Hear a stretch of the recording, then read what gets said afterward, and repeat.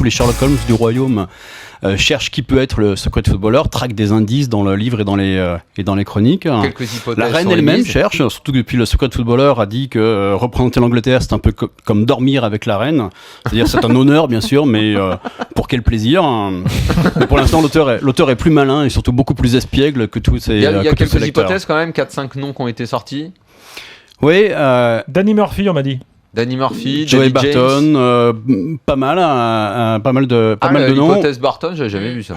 L'hypothèse Barton est séduisante. Quand on lit les interviews récentes de Barton, on retrouve une sensibilité, on retrouve un ton qui sont de ceux de Secret Footballer. Après, moi vraiment, j'ai pas envie de savoir. J'ai pas envie de savoir parce que ce type que je respecte énormément veut pas qu'on sache. On démarre le bouquin, on se dit putain, c'est quoi, c'est qui ? On est à bloc et puis en fait après. Et puis le mystère, c'est plus excitant. C'est comme une correspondance amoureuse mystérieuse. C'est beaucoup plus excitant. L'important, c'est de voir l'envers du décor comme jamais on l'a vu. Voilà. Et puis c'est bien de penser que ce footballeur-là, ça peut être tous les footballeurs. C'est un peu le footballeur universel, si vous voulez. Moi, on vous attend au 32-16. Est-ce que vous êtes intéressé par cette démarche ? Est-ce que vous allez acheter ce bouquin ? Ou alors est-ce que vous trouvez que c'est scandaleux de balancer anonymement comme ça ? Ça peut faire un peu corbeau, quoi, au fond. Ouais, mais s'il le fait pas anonymement, il peut jamais le faire. C'est ça qui est super. C'est que jamais on peut avoir ce récit s'il est pas anonyme. Attends, moi j'ai toujours une question concernant l'identité. Alors, ok, c'est pas important au fond de le savoir, mais par exemple, quand il donne une anecdote, l'histoire du brassard, il y a un capitaine qui est blessé, donc il y a un capitaine de substitution qui se fait faire un brassard spécialement pour lui d'une très longue longueur, noire avec un grand C. Tu vois j'ai lu le livre aussi. Oui, non, mais voilà. les mecs là qui sont comme des fous depuis des mois, des années à rechercher qui il est, ils devraient pouvoir savoir avec une anecdote pareille. Ou est-ce que ça veut dire que parfois il raconte des anecdotes qui sont pas forcément vraies pour brouiller encore plus les pistes ? Toutes les anecdotes sont vraies, mais il transpose dans le temps et dans l'espace. C'est-à-dire qu'il change un élément de l'anecdote qui va permettre de brouiller les pistes. Il peut te raconter l'anecdote alors qu'il n'était pas forcément dans l'équipe en question, par exemple. Du coup, évidemment... Par exemple, on ne sait pas exactement qui est la femme de footballeur qui fait des longueurs dans une piscine de Dubaï et qui se rapproche lentement. Alors il raconte, parce que tout à l'heure je parlais d'histoire de cul, il raconte que la femme d'un footballeur très célèbre est dans une piscine à Dubaï, son mec est en train en gros de dormir sur un transat, et la nana elle attrape un autre gars dans la piscine. Alors on a un indice, on sait que sa femme est encore plus célèbre que lui dans certains milieux. Oui, c'est dans certains milieux. C'est la femme d'Ashley Cole, c'est bon, tout le monde est au courant, n'est-ce pas Philippe Auclair ? Ashley Cole, ça je peux vous le garantir. Salut Philippe. Salut les gars.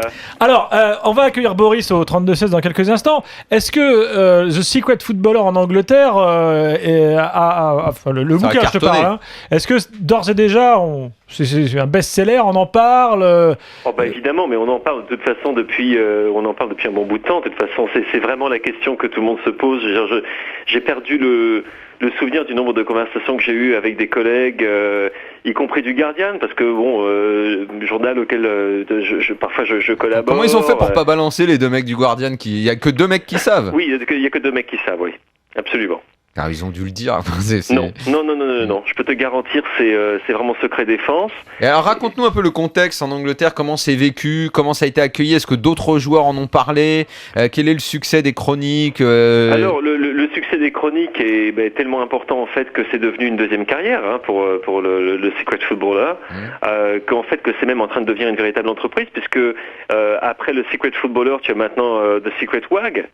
Qui a été lancé. Oui, après il y a tous les dérivés quoi. Non mais le Secret Wag est en relation directe avec le Secret Footballer, puisque l'arrivée de la WAG secrète a été annoncée par le footballeur secret sur Twitter, et que c'est donc évidemment quelqu'un qu'il connaît fort bien. Est-ce que c'est son épouse ? Est-ce que c'est quelqu'un d'autre ? On ne le sait pas encore. Est-ce que Philippe, quelqu'un a douté un moment ? Moi, j'ai pas l'impression. Je doute pas une seconde quand je lis le livre. Moi, si tu me dis que le Secret Goalkeeper c'est David James, je te dirais ok, mais c'est normal, c'est parce que. Mais est-ce que des gens ont douté en disant c'est du bidon, ce qui est raconté est pas vrai, tout ça ? Je crois pas. Non, absolument pas. Ouais. Et absolument pas. Tout le monde a essayé, et je pense qu'en effet, tu disais très bien, il y a du brouillage de pistes en permanence. Parce que on a tous fait cet exercice en Angleterre depuis que le footballeur secret est arrivé, à savoir, et il a joué dans tel club qu'on imagine être ce club-là.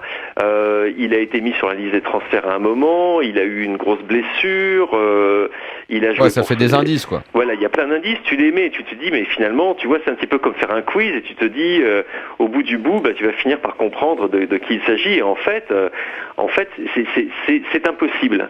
Et au point qu'on s'est demandé s'il s'agissait d'un personnage composite.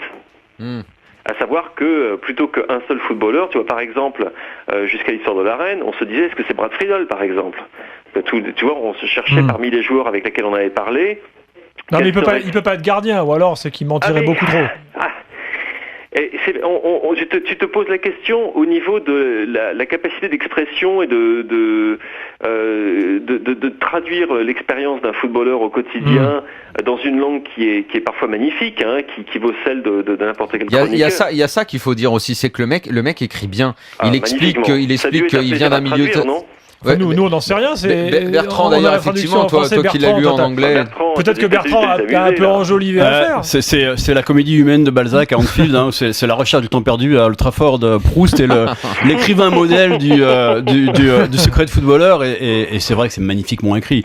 Que ce soit les passages drôles, comme dans la recherche du temps perdu d'ailleurs, ou les passages un peu plus sombres, un peu plus crépusculaires, c'est magnifiquement écrit. Le mec écrit bien. Je veux dire, bon, ça va. Je veux pas dire que les footeux qu'il y ait des footballeurs intelligents. Bien écrire à un moment.